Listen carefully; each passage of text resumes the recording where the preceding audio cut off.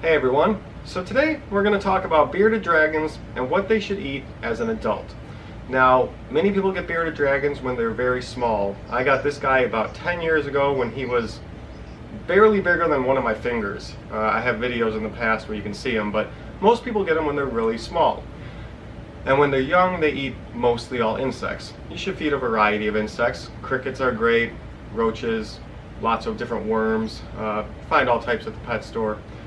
But as they age, they eat differently. As they get older, they're going to eat more and more greens, and you can feed some fruits and vegetables as well. Now, a guy that's this old, fully an adult, they can live around 15 years, sometimes a little more, sometimes a little less.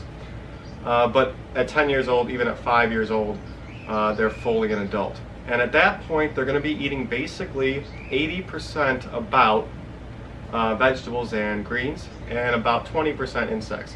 Now, it's not an exact science. You can feed, salads a few days a week, and then 1 or 2 days feed some insects, or you can mix some insects into the salad. But basically, their diet changes as they get older to eat mostly vegetation. So you're not going to keep feeding them the same throughout their whole life.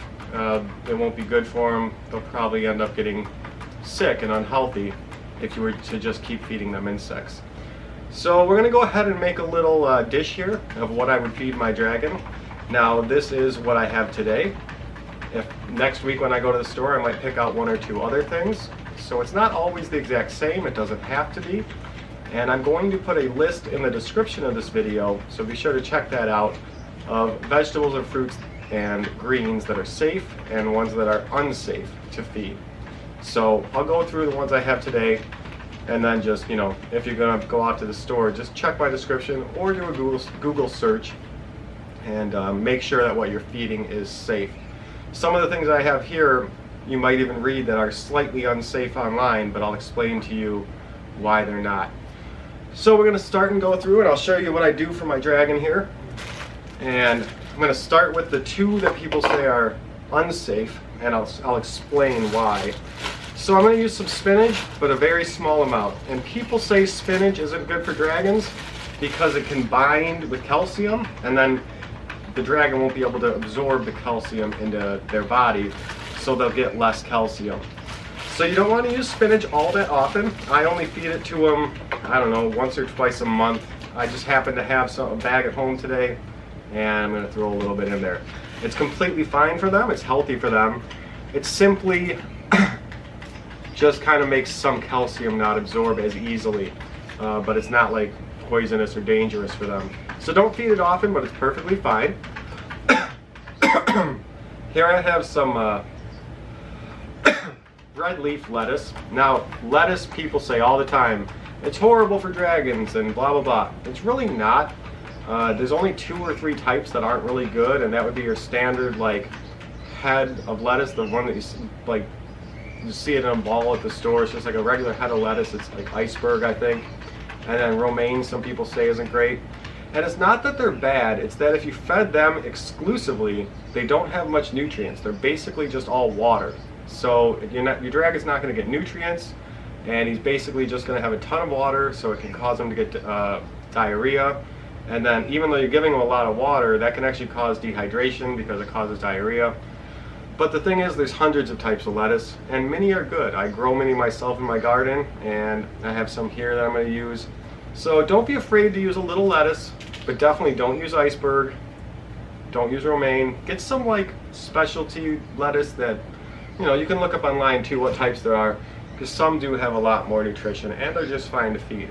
But the key here to food for any animal, just like humans and everyone, is to feed a variety. So we're not just going to use one thing. The third thing I'm going to use is kale. And kale, again, it's perfectly fine for them, but again, don't go excessive on it. The key is, again, a little bit of everything, but not too much of one thing.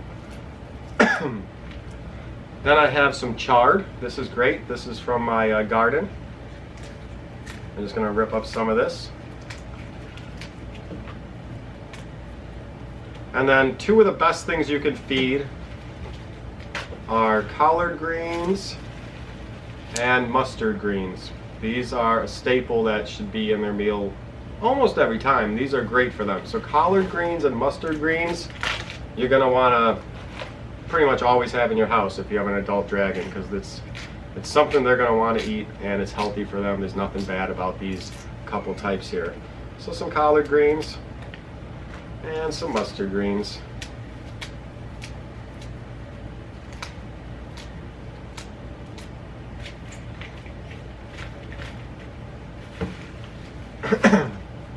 Now, just give them some more flavor. My dragon really loves tomatoes and blueberries, which I'm going to show next, are fine again in moderation. They're healthy for a dragon, but don't feed them exclusively. Don't feed them too much of them. But they're healthy, they add nutrients, and they're perfectly safe.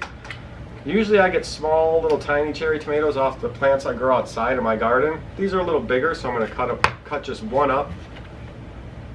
You want to make it so he can easily bite it and swallow it basically in a bite. So just a few pieces to spread around there.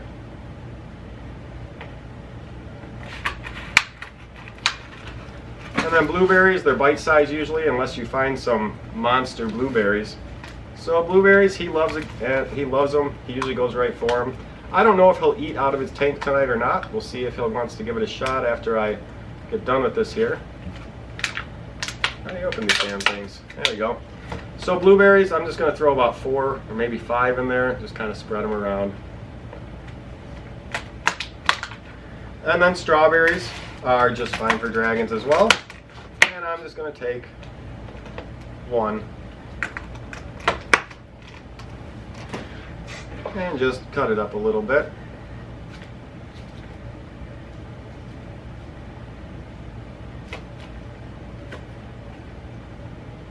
Alright. And then the last thing that sometimes I like to do, my dragon's usually not picky. He eats in his cage, and he eats whenever he wants, and he'll eat this all by the end of the day usually. This is kind of a lot because I'm doing a demonstration. I might do this much, might do a little less. But if you want him to go after your food, or his food, sometimes adding a little bit of movement can help. So let me see if I happen to have any. I hope I do. Okay, so I got some superworms here.